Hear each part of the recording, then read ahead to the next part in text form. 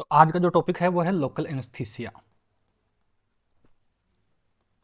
Local anaesthesia local anaesthesia क्या होते हैं? ये वो दवाइयाँ होती है जो लोकली एक्ट करके वहाँ पे एनेस्थीसिया का काम करती है, राइट। एक होती है सिस्टमिक एनेस्थीसिया या जनरल एनेस्थीसिया। तो लोकल एनेस्थीसिया काम कैसे करती हैं? ये एक मान लेते हैं सेल है। ये जो लोकल एनेस्थीसिया की ड्रग्स होती हैं वो बेसिक होती है। बेसिक माने ये इनकी जो प्रॉपर्टी होती है वो बेसिक होती है। तो मैं बोल सकता हूँ कि ये AOH है, ठीक है, क्योंकि जो बेसिक होती हैं उनके लास्ट में OS लगा होता है। अब ये क्या करेंगी? ये अंदर आके डिसोसिएट हो जाएंगी A plus plus OH minus में। और जो सेल मेम्ब्रेन पे जो पोटेस सॉरी सोडियम का जो पंप होता है, सोडियम का जो चैनल होता है, सोडियम वोल्टेज गेटेड चैनल, उसको आके ये जो आयनाइज्ड फॉर्म में है यहाँ पे आके बाइंड करती है। आयनाइज्ड फॉर्म में आके बाइंड करती है और फिर इसको इनहिबिट करती है। तो अल्टीमेटली होता क्या है कि ये जो लोकल एनेस्थीसिया है या जो लोकल एनेस्थेटिक एजेंट्स है वो आके सोडियम वोल्टेज गेटेड चैनल को ब्लॉक करते हैं। अब इनको केमिकल के हिसाब से कि इनकी केमिकल स्ट्रक्चर क्या है उसके हिसाब से इनको दो टाइप में डिवाइड करा जा सकता है। एक तो होते हैं एस्टर, एक होते हैं अमाइड। अब इनको केमिकल बेसिस पे क्यों हमने बांटा इसकी भी बात करेंगे, लेकिन उससे पहले मैं इसके एग्जांपल बता दूं। कोकेन, प्रोकेन, क्लोरप्रोकेन, बेंजोकेन और लास्ट का होता है टेट्राकेन। जबकि इस साइड में लिग्नोकेन, बुपीवाकेन, डिबुकेन, एटिडोकेन और प्रिलोकेन। अब एक्चुअली होता क्या है, जैसे कि मान लेते हैं आप एक सर्जन हैं, एक जनरल सर्जन है, आपके पास एक कोई सचरिंग करने का केस आया है, चोट लगी है, उसको आपको सचर करना है। तो सचर करते टाइम आपको पता चलता है कि ये जो पेशेंट है वो कोकेन के लिए एलर्जिक है। तो अगर ये कोकेन के लिए एलर्जिक है तो ये सारे एस्टर्स के लिए एलर्जिक होगा, ठीक है।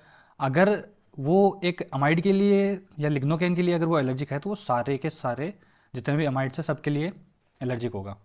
इसलिए जब क्वेश्चन पूछे आपको क्वेश्चन एग्जाम में कि one patient is allergic to cocaine, which of the following anaesthetic agent will be used, तो उसमें अमाइड को हमें चूज़ करना है। लेकिन अब याद भी तो रहे ना कि कौन सा अमाइड है और कौन सा एस्टर है।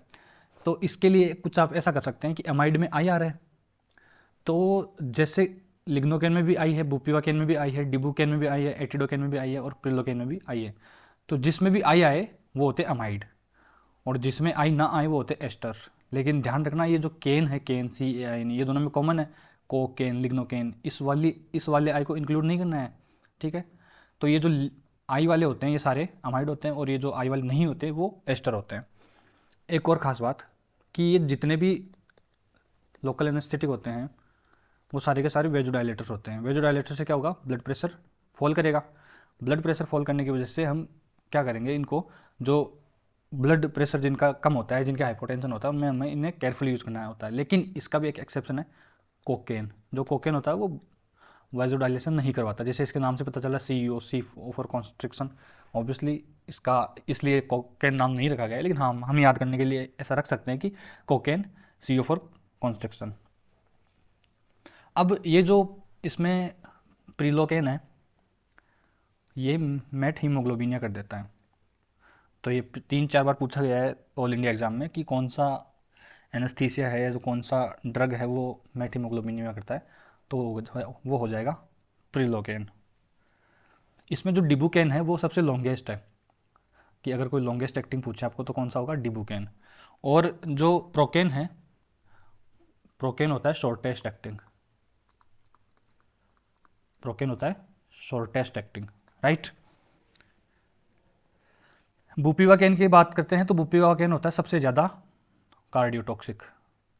हालांकि कार्डियोटॉक्सिक होते सारी हैं, लेकिन अगर कोई पूछे कि most cardiotoxic local anaesthetic agent तो उसका आंसर हो जाएगा बुपीवाकेन। मोस्ट कॉमनली यूज्ड होता है लिग्नोकेन।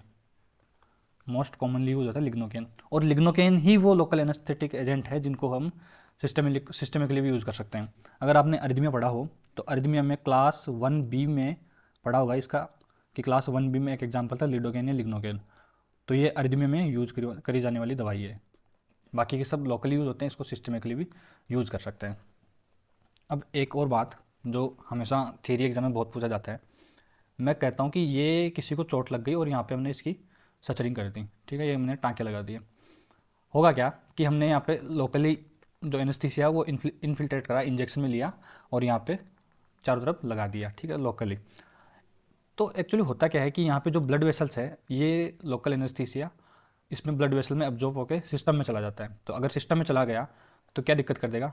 Obviously cardiotoxicity. कार्डियोटॉक्सिसिटी के साथ साथ ये न्यूरोटॉक्सिसिटी भी कर सकता है, न्यूरोटॉक्सिसिटी। लेकिन इसके साथ एक और दिक्कत है कि अगर यहाँ से ये चला जाएगा तो एनेस्थीसिया का जो इफेक्ट है वो खत्म हो जाएगा। अब अगर एनेस्थीसिया का इफेक्ट खत्म हो गया तो ऑब्वियसली शॉर्ट एक्टिंग होगा और जल्दी वापस दर्द होना चालू हो जाएगा। तो इन दोनों का इलाज क्या हो सकता है, या इन दोनों को कॉम्बैट करने के लिए हम क्या कर सकते हैं कि ये यहाँ से छोड़ के ना जाए। अब छोड़ के कैसे ना जाए भाई? तो ये जो वेसल है इसको कॉन्स्ट्रिक्ट करवा दे। कॉन्स्ट्रिक्ट करवाने के लिए सबसे बढ़िया सूटेबल एजेंट कौन सा होता है? ऑब्वियसली अल्फा 1 एगोनिस्ट, क्योंकि अल्फा 1 ही तो जो होते हैं ना वो जो वासो कंस्ट्रक्शन करवाते हैं। और अल्फा 1 एगोनिस्ट का नाम लेते हैं, आपके दिमाग में चमकना चाहिए एड्रेनलिन। तो ये यूनिवर्सिटीज़ वाले बहुत बार पूछते हैं कि rational of using adrenaline with lignocaine, ठीक है। तो ये आपका लोकल एनेस्थीसिया हो गया।